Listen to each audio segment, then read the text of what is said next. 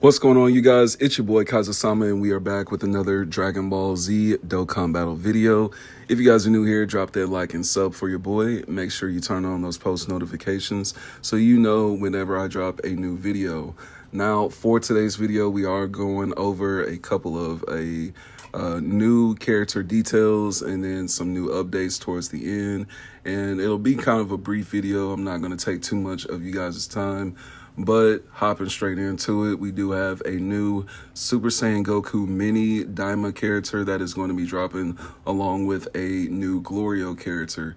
Now, these are going to be the first summonable DAIMA characters in Dokkan. As we already know, Legends has their characters, so this is basically Dokkan's first initial units, coming to us from DAIMA that are going to be able to be summoned for. Now, as for his leader skill for Goku, we do see transformation boost or Dragon Ball Seekers. Then he gets the key +3 HP. Attack and defense goes up by 170, plus the additional HP, attack and defense +30 for all characters who belong to Pure Saiyans or Accelerated Battle. So I knew as far as his leader skill, it wasn't going to be just specifically something for DAIMA. I knew he was really going to be a character that can, actually support other Super Saiyan characters or Accelerated Battle. I knew that was going to fall in either Accelerated Battle, Fierce Battle, something like that. I knew he was actually going to give a little bit of support to one of those categories. Now, for his super attack, we do have the Power Pole Dance. He greatly raises attack and defense for 3 turns, causes immense damage to the enemy. Excuse me, he raises allies attack by 41% for 2 turns, self-excluded. So I would definitely put him on a team with other DAIMA characters, as we have more released, of course. And then I would throw him on a team with, Sun Family, Super Saiyans, anything, any type of team setup, that you can really get going like that. And then for his passive skill, we do have a little bit of a novel to read. Now it looks like he's going to have a entrance animation, of course, when he turns Super Saiyan. And then upon that, he does get the damage reduction of 20% with the chance of dodging the enemy's attack, including the super, plus 20% for 1 turn from the character's entry turn. He then gets the key +3, attack and defense goes up by 200%. He has damage reduction of 30%, high chance of dodging the enemy's attack, including their super attack. Then he gets the additional defense of 100% chance of dodging, including the super attacks, plus 20% as the first or second attacker in a turn. So he is initially going to be that kind of first, second slot type character. Unless you just have like a stacked team, then you could put him in slot 3. But even then, I would still try your best to see if you can squeeze him in slot 1. Now he does get the additional attack of 100%. He launches the additional attack that has a high chance of becoming the super attack as the second attacker in a turn, plus the additional defense of 200% when receiving an attack. So like I literally just said, he's a first and second slot type character. Then he gets the additional attack of 50% that can go up to 200% with each attack received or dodged, including super attacks.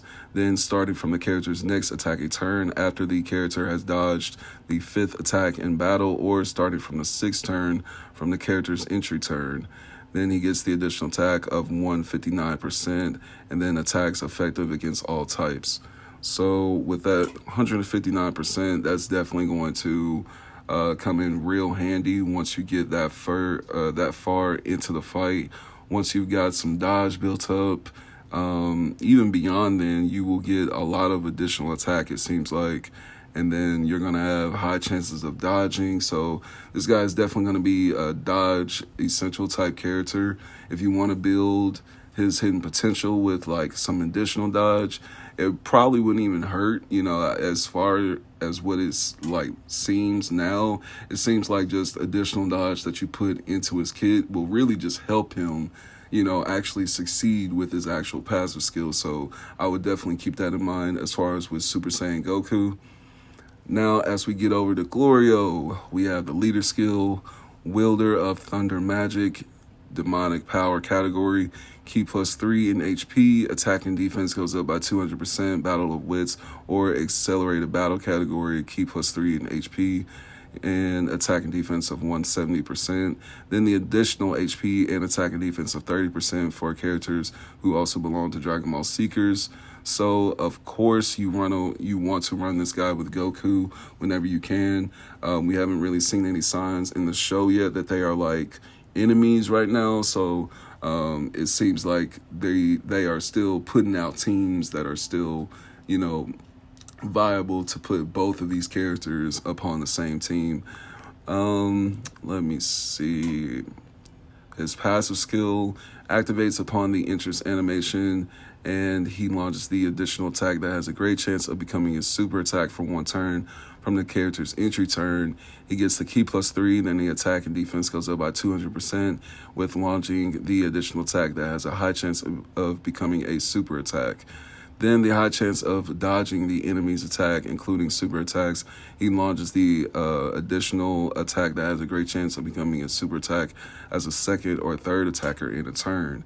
So as Goku goes for slot 1 and 2, Glorio is that one guy that you low-key want to throw in like slot 2 or 3 whenever you can, because he does get those additional super attacks that will start to stack up.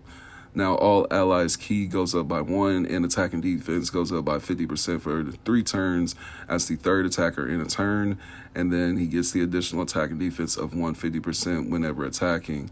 He gets the additional attack and defense of 50% within the same turn with each attack performed.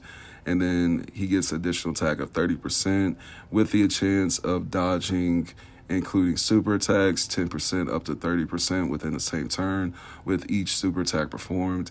He then launches the additional super attack every time the character performs a super attack 3 or more times in battle.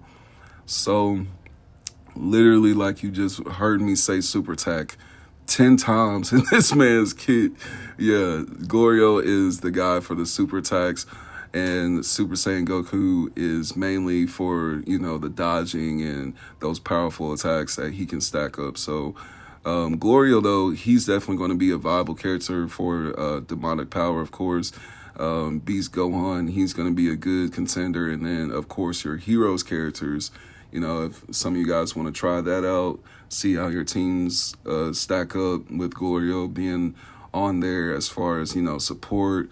You know, I really don't see anything going wrong with that. You know, of course, from there on out, it'll just probably depend on like everybody's Glorio build, you know, who has them at 55%, who has equips on them, blah, blah, blah. So it'll all just dictate after that point, but he's definitely going to be a great demonic power support.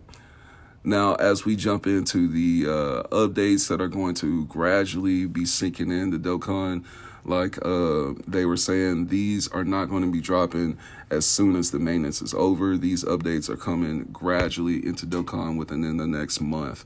So as we see on this screen right here, we basically see that this passive skill information that we had to read like a novel, literally just for like Glorio and Goku, we're now getting this kind of like condensed passive skill to where the stats are basically just being pointed right out to us, to where it's going to be a hell of a lot easier to really just read the stats, even for just like us content creators.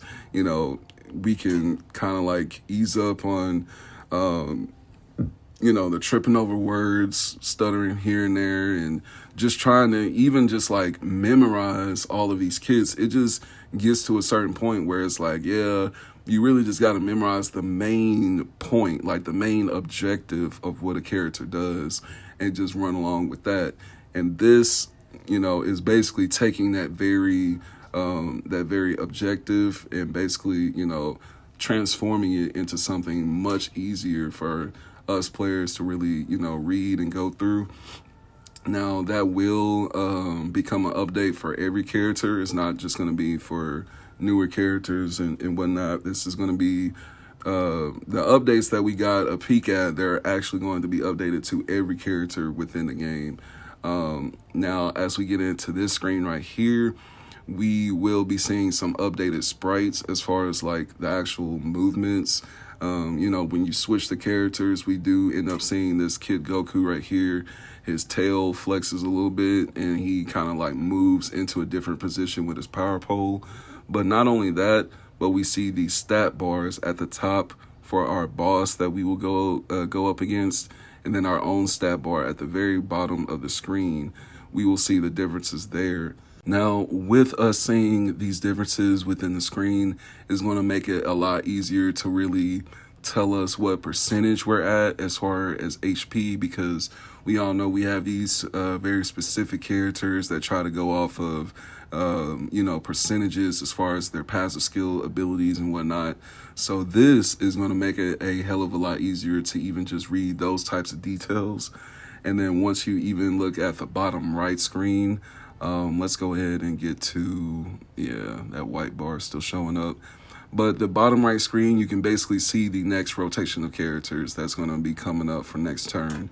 That's essentially what those three sphere-like shapes are at the bottom. I apologize for that white line that's kind of like blocking it out a little bit, but you can see the tops of their heads. That's basically going to be the next initial, you know, rotation for the next turn. Whether or not we can like foresee for the turn after next, that will just have to be something that, you know, we will have to, you know, see once the update comes. But if we can't, I'm not really going to complain about it, because I feel like as long as we know what's coming up next, that's what really matters.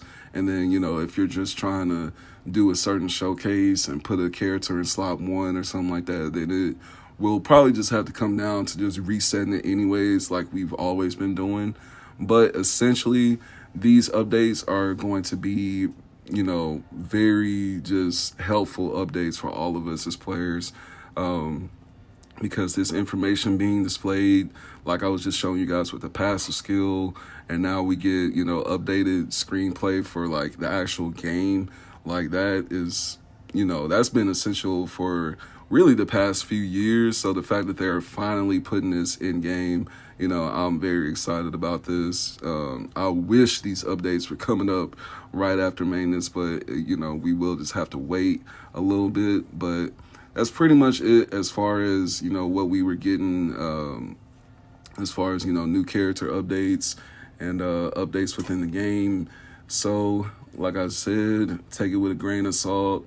I feel like once we do get some of these updates, they will make, you know, sudden announcements. They'll throw in, you know, a little announcement that says, oh, by the way, passive skill, you know, viewing has now been updated or something. You know what I mean? So when they do make those updates, they definitely will tell us. So just keep that in mind. But that's pretty much it. That's all I have for you guys. I do have a video for EZA Physical Super Saiyan 2 Vegeta. So I'm going to go ahead and get him updated, get that video out by the morning time, by the time you guys wake up. And I'm just going to go ahead and throw this video up. So not much to do while maintenance is going on. So that's kind of a bummer.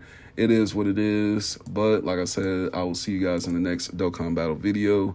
You guys take care. Peace.